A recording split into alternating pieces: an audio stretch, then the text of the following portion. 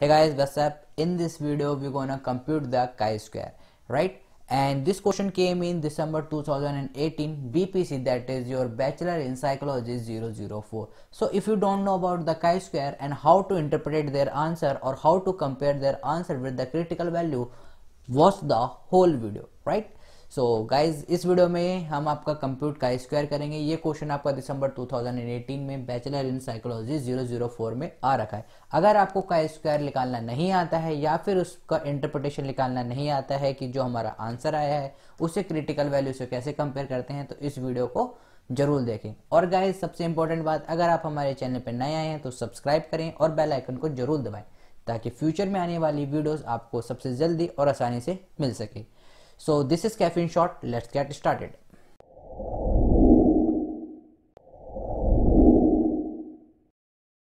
Guys, सबसे पहली चीज, जब आपको क्रिटिकल वैल्यू गिवन हो किसी भी क्वेश्चन में, राइट, जब आपके पास क्रिटिकल वैल्यू गिवन हो तो हमें सबसे पहले उसका क्या लिखना होता है, नल हाइपोथेसिस और अल्टरनेटिव हाइपोथेसिस। सो नल हाइपोथेसिस हम इसमें लिखते हैं, इसको रिप्रेजेंट करते हैं H0 से, राइट। नल हाइपोथेसिस क्या होगा, that there is no significance difference between the gender and the adolescent age, right. Now यहाँ पर नो सिग्निफिकेंस का क्या मतलब है गाइस, कि नो सिग्निफिकेंस आपको पता ही होगा कि पैरामेट्रिक टेस्ट में जो होता है वो हम क्या देखते हैं, आपके मीन के अकॉर्डिंग। लेकिन यहाँ क्या है, ये आपका नॉन पैरामेट्रिक टेस्ट है। का स्क्वायर आपका क्या होता है, नॉन पैरामेट्रिक टेस्ट होता है, राइट। नॉन पैरामेट्रिक में हम क्या देखते हैं कि ये जो आपका नोट सिग्निफिकेंस डिफरेंस है, दैट मीन यहाँ पर वो किसकी बात कर रहा है, यहाँ पर वो मीडियंस की बात कर रहा है, राइट। तो गाइज ये चीज को हमेशा याद रखना कि जब भी हम नॉन पैरामेट्रिक की बात करेंगे तो हम मीडियंस की बात करेंगे, और जब भी हम पैरामेट्रिक टेस्ट की बात करेंगे तो हम मीन्स की बात करेंगे। फिर भी अगर आपको कोई डाउट है तो मैं आई डिस्क्रिप्शन में आपको एक वीडियो दे दूंगा, आप उसे जाकर नॉन पैरामेट्रिक वर्सेस पैरामेट्रिक में देख सकते हैं, राइट। तो हमारा ये हो गया null hypothesis that there is no significance difference, right. इसी के बाद हम इसका क्या लिख लेंगे, alternative hypothesis that there is significance difference between the adolescent and the gender. So guys ये हमने इसका क्या लिख लिया है, इसका अल्टरनेटिव हाइपोथेसिस भी लिख लिया है। नाउ क्वेश्चन को स्टार्ट कैसे करना है, ये जो आपके पास डाटा गिवन है इस डाटा को मैं एज इट इज कॉपी कर लेता हूं, राइट। सो गाइज एक टेबल आप देख रहे होंगे, हमने सेम एज इट इज बना ली है। इस टेबल को हम क्या कहते हैं, आपकी observe value table, observe value कह सकते हो आप, या फिर आपका ऑब्जर्व टेबल कह सकते हो, या फिर आप ऑब्जर्व वैल्यू टेबल कह सकते हो। It's up to on you. Now आप देख रहे होगे ये तो सेम ही चीज है जो आपके क्वेश्चन में दे रखी है, राइट। इसके अलावा हमने इसमें एक और सेपरेट कॉलम बना रखा है, राइट। ये आपके क्वेश्चन में सेम दे रखी है। इसके बाद हमने एक सेपरेट कॉलम बना रखा है जिसमें हम लिखते हैं आपका टोटल, एंड यहाँ पर भी एक सेपरेट कॉलम है जिसमें हम लिख लेते हैं आपका टोटल। टोटल दैट मीन उसका हॉरिजॉन्टली और वर्टिकली। तो हॉरिजॉन्टली और वर्टिकली टोटल ऐड करते हैं कैसे, 25 और 30, 30 और 25 कितने होते हैं आपके 55। सेम 30 एंड 20, 30 और 20 आपके कितने होते हैं 50, राइट। नाउ अब ये हमारे क्या कहता है, ये हमने इसका वर्टिकल टोटल करा था। अब हम क्या करते हैं इसका horizontal total, 25 and 30 that is 55, 20 plus 30 ये कितना हो जाएगा आपका 50।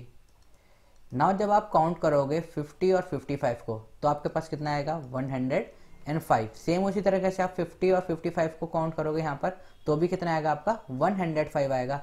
इस 105 को हम क्या कहते हैं, GT, that is your grand total, grand total, right. तो इसको हम क्या कहते हैं आपका ग्रैंड टोटल। नाउ सेम हम एक और टेबल बना लेते हैं, एक्सपेक्टेड वैल्यू टेबल। गाइस अगर आपको ऑब्जर्व वैल्यू और एक्सपेक्टेड वैल्यू में डिफरेंस नहीं पता है तो आई डिस्क्रिप्शन में आपको वीडियो मिल जाएगी, आप इस पे जाके उसको जरूर देखें कि एक्सपेक्टेड वैल्यू क्या होती है और ऑब्जर्व वैल्यू क्या होती है। तो हम एक टेबल बना लेते हैं इसकी तरह ही एक और। सो गाइस हमने एक इसकी टेबल बना ली है, आप देख रहे होंगे, right. Early adolescent, late adolescent, boys and girl, right. इस टेबल को हम इसका नाम देते हैं एक्सपेक्टेड वैल्यू, या फिर आप कह सकते हैं एक्सपेक्टेड टेबल, या फिर आप एक्सपेक्टेड वैल्यू टेबल, राइट। ये आपके ऊपर है गाइस, आप कुछ भी लिख सकते हो, राइट। सो मेन मोटिव क्या है कि एक्सपेक्टेड वैल्यू को निकालना, राइट। और इस टेबल को हम क्या कहते हैं, एक्सपेक्टेड वैल्यू टेबल कह सकते हो, या फिर आप expected table. Now expected value कैसे निकालते हैं, इस क्वेश्चन में मेन है आपका एक्सपेक्टेड वैल्यू को निकालना। नाउ सपोज करिए आपको एक्सपेक्टेड वैल्यू निकालनी है 25 की, राइट, एक्सपेक्टेड वैल्यू निकालनी है 25 की, तो आप कैसे निकालोगे, ई of 25 that is expected value of 25, उसके सामने उसका हॉरिजॉन्टल टोटल देखिए और उसके सामने उसका वर्टिकल टोटल देखिए, राइट। टोटल कॉलम में देखिए आप हॉरिजॉन्टल और वर्टिकल दोनों को मल्टीप्लाई कर दीजिए, 55 मल्टीप्लाई बाय 55, डिवाइडेड कर दीजिए उसके ग्रैंड टोटल से, दैट्स इट। आपको वैल्यू से कुछ लेना देना नहीं है, सिर्फ आपको जनरल रूल याद रखना है कि जिस भी कॉलम के या जिस भी कॉलम के उसके जो एक पर्टिकुलर वैल्यू आप निकाल रहे हैं, राइट, उस वैल्यू की एक्सपेक्टेड वैल्यू कैसे निकलेगी कि आप उसका हॉरिजॉन्टल टोटल और वर्टिकल टोटल को मल्टीप्लाई कर देंगे, डिवाइडेड कर देंगे ग्रैंड टोटल से। जब हम इसको सॉल्व करोगे तो आपके पास वैल्यू आ जाएगी दैट इज 28.80। ये हमारी क्या है, इसकी एक्सपेक्टेड वैल्यू है, यहां पर हम लिख देते हैं इसकी एक्सपेक्टेड वैल्यू, राइट। सपोज करिए उसी तरह से मैं 30 के निकाल देता हूं, राइट। एक और हम आपको एग्जांपल लेते हैं, तो इसका देखिए आप हॉरिजॉन्टल टोटल देखोगे 50, वर्टिकल टोटल देखोगे 55, दोनों को मल्टीप्लाई कर दीजिएगा। Expected value of 30 that is 50 multiply by 55, divided कर दीजिए ग्रैंड टोटल से, दैट इज 105। इसको आप सॉल्व करोगे तो आपके पास वैल्यू आ जाएगी दैट इज 26.19। तो ये एक्सपेक्टेड वैल्यू किसकी है, ये एक्सपेक्टेड वैल्यू है आपकी 30 की। तो 30 हमारे यहाँ तक गर्ल्स में पहला, तो यहाँ पर हम क्या लिख देंगे, इसकी एक्सपेक्टेड वैल्यू दैट इज कितनी आ रही है, 26.19, राइट। इसी तरीके से आप इन दोनों के भी निकाल लोगे, मैं यहाँ पर इनको लिख देता हूँ, आप लोग क्रॉस चेक जरूर करिए। And this one is 23.80। ये आपका हो गया ऑब्जर्व वैल्यू और ये हो गया आपकी एक्सपेक्टेड वैल्यू। हमें क्वेश्चन में क्या निकालना था, हमें क्वेश्चन में निकालना था chi square, right. Now chi square निकालते कैसे, काई स्क्वायर का क्या फॉर्मूला होता है गाइस, काई को डिनोट करते हैं एक्स से। एक्स की ये जो आपकी क्या हो गई ये टर्म होती है, ये इलोंगेटेड होती है, तो उसे हम क्या कहते हैं, काई, राइट। ग्रीक लेटर होता है, इसे हम कहते हैं आपका chi square. Now chi square का फॉर्मूला क्या होता है, काई स्क्वायर का फॉर्मूला होता है summation of observe minus expected value का whole square divided by expected value.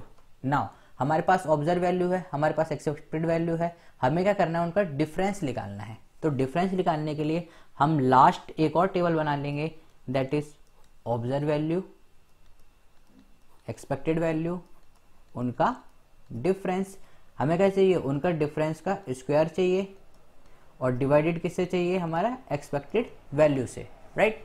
ना ऑब्जर्व वैल्यू हम लिख लेते हैं, ऑब्जर्व वैल्यू कितनी थी, 25, 30 और 20, ये तो टोटल था, टोटल नहीं लिखना है, राइट। तो अगर आप देखें ऑब्जर्व वैल्यू आपकी क्या होती है, जो आपके क्वेश्चन में गिवन है वही आपकी क्या होती है, ऑब्जर्व वैल्यू भी होती है। लेकिन क्योंकि हमें ऑब्जर्व वैल्यू टेबल बनानी होती है, why, so that we can calculate the expected value, right. तो ये आपकी एकदम सही कहलाती है ऑब्जर्व, वो आपकी ऑब्जर्व वैल्यू है, ये आपकी ऑब्जर्व वैल्यू टेबल है, राइट। तो इसको हम नोट कर लेते हैं 25, 30, 30 एंड 20। सो यहाँ पर हम नोट कर लेते हैं। इसी तरह से गाइस इनके सामने इनकी एक्सपेक्टेड वैल्यू, जैसे 25 यहाँ था तो 25 की एक्सपेक्टेड वैल्यू कितनी है, 28.80, राइट। इसी तरह से हम इनकी एक्सपेक्टेड वैल्यू इनके सामने लिख लेंगे, किसकी क्या क्या एक्सपेक्टेड वैल्यू आ रही थी। ये गाइस इसकी एक्सपेक्टेड वैल्यू आ गई है। नाउ हमें क्या करना है, इनका डिफरेंस दैट इज 25 माइनस 28.80। आप देख रहे होंगे O minus E that is observe minus expected, यानी कि 25 माइनस 28.80। जब आप इसको माइनस करोगे तो आपके पास वैल्यू आ जाएगी 3.8, राइट। इसी तरह से इन सबका हम डिफरेंस निकाल लेंगे। गाइस ये हमने इनका क्या निकाल लिया है, डिफरेंस। नाउ हमें क्या करना है, इस डिफरेंस का स्क्वायर करना है दैट इज 3.8 का square divided by expected value. Expected value जो उस सीरीज की एक्सपेक्टेड वैल्यू है that is 28.80 which is equal to, जब आप इसको सॉल्व करोगे वैल्यू आ जाएगी आपकी 0.50, राइट। दूसरा क्या होगा हमारा कि इसका स्क्वायर ऑब्जर्व माइनस एक्सपेक्टेड का होल स्क्वायर दैट इज 3.81 का आप स्क्वायर करेंगे डिवाइडेड करेंगे, इसकी एक्सपेक्टेड वैल्यू क्या है 26.19। जब आप इसको सॉल्व करोगे आपके पास वैल्यू आ जाएगी 0.55। इसी तरीके से आप सबकी एक्सपेक्टेड वैल्यू निकाल लोगे, मैं यहाँ पर लिख देता हूँ। नाउ ये हमारे पास क्या आ गई है, एक्सपेक्टेड वैल्यू, लेकिन फॉर्मूले में हमारे पास ये पार्ट आ गया है, फॉर्मूले में हमारे पास ये पार्ट आ गया है।